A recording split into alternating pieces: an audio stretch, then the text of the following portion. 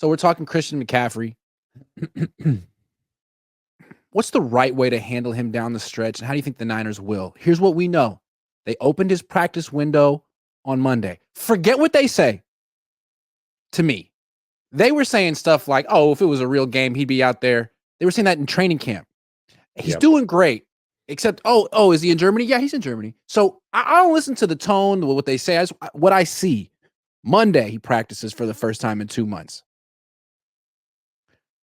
Wednesday, with a day rest, he practices again, and they list him as limited, which to me means he runs around for 45 minutes, does extended calisthenics, takes some handoffs, catches some passes, no contact, no team drills. That's all we know right now. For all we know, tomorrow, he could be a full participant in practice. But so far, limited. How would you proceed step by step? Well, let's remove the injury from the equation. Let's act as if it doesn't exist. Let's act as if they had a contract dispute and CMC just hasn't been in the building up until this point. Okay. Just the fact that he hasn't played football and they are about halfway through the season, him coming back immediately and just jumping on the field and getting into his old role, he's already at a higher risk for injury just because he's not in football shape. Mm-hmm. Now you add in the fact that, he wasn't doing a lot of work because the only way that he was going to get better was by resting. So I'm sure he's doing some weight training. I'm sure he's doing non-load bearing training in pools and no gravity treadmills and stuff like that. But he's nowhere near football shape. He just can't be. That's impossible. So now you add the injury on top of that, and it's like, okay, we really should be cautious with Christian McCaffrey.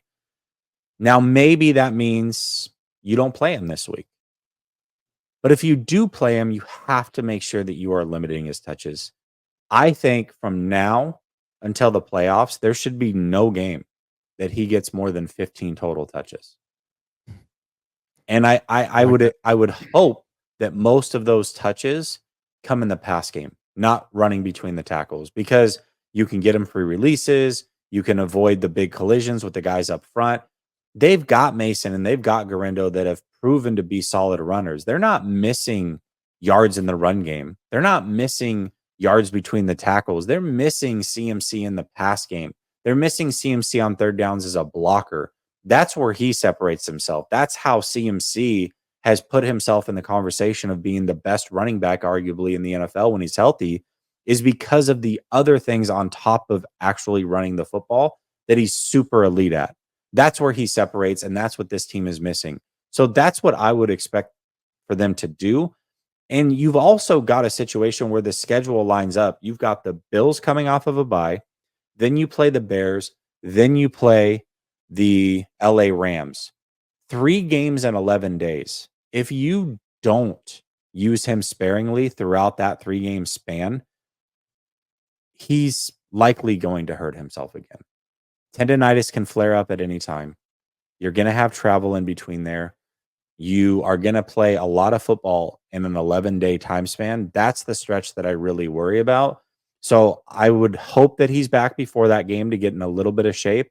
And I hope that they manage him and use him very sparingly throughout that 3-game span. Because if not, I think that they might have to shut him down. That's a lot of football in 11 days for a guy who hasn't been on the field yet. So something to consider. I really hope they don't use him as like a season savior.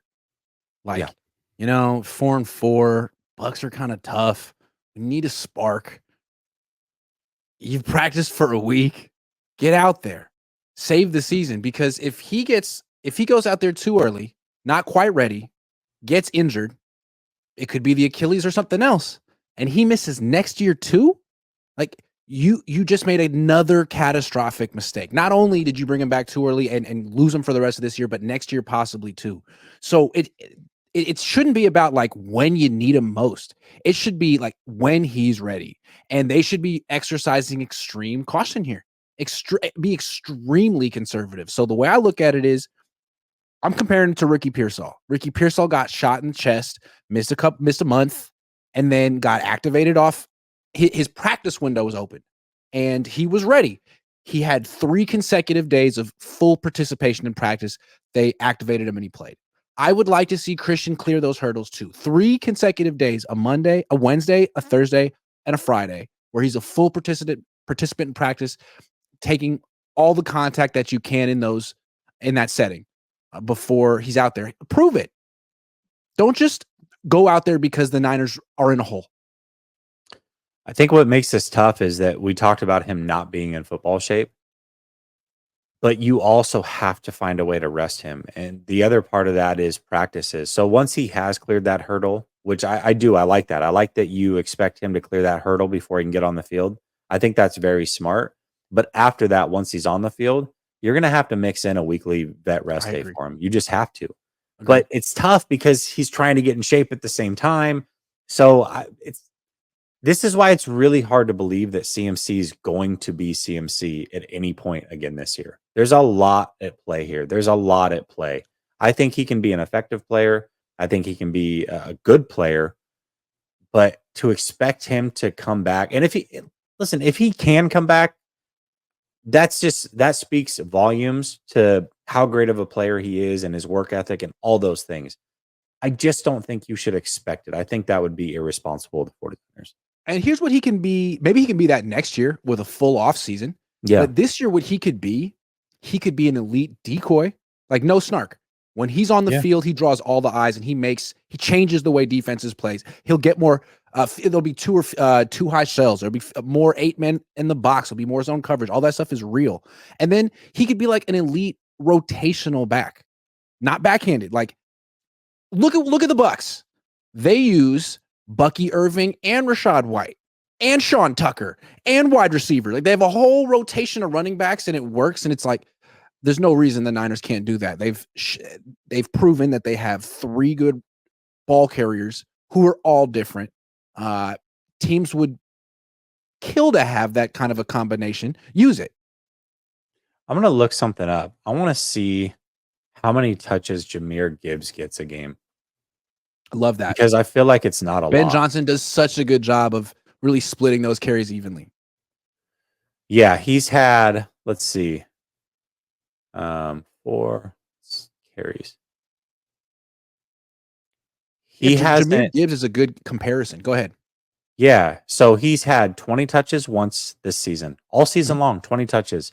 Yep. He is, right now, with CMC out, the most explosive option in the NFL. Is pass catcher, everything above. I mean, he's that guy right now. And he, second year in the league, has only gotten 20 total touches one time this season. 19 was the second most. And then he's consistently around 15 is basically where he sits at. That's what you do with CMC. And you've got Montgomery, who's basically your Mason. He's the guy that starts the game. Jahmyr Gibbs is kind of your closer, but he's your third down back. You alternate series. That's what you should do. Use that model that's already laid out for you from the Detroit Lions. They're doing it with a second-year player. There's no reason you can't figure out how to do the same thing with CMC, keep him fresh, and allow him to be an elite weapon, but sparingly. Yeah, I mean, that's why you gave him guaranteed money anyway, right? Like, hey, Christian, relax, man. You're going to get your money. You're taken care of. You don't have to go out there and earn your next contract because you're feeling a little iffy about your financial security. He's taken care of. So 12 carries a game. Get off the field. When it's time to come, 12 carries a game and some targets, maybe not even 12, maybe 9, as few as necessary. That's what he needs to do. I like that because that's what's working for the Lions. Well, and we talked about where those touches should come from. Jahmyr Gibbs has had 15 or more carries only twice this season. The reason he got up to 20 touches, it was actually a 13 carry game. It was in week 2. He had 13 carries, but he had 7 catches. Well, listen, if CMC catches the ball 7 times and that puts him up to, 15, 18, whatever, I'm totally fine with that. But the amount of carries that Jahmyr Gibbs is getting is more towards the 11 mark. 11, 12 is pretty much where he's at every single week. It's the catches that will kind of teeter him closer to the 20 touches. I like that for CMC. I like that game plan.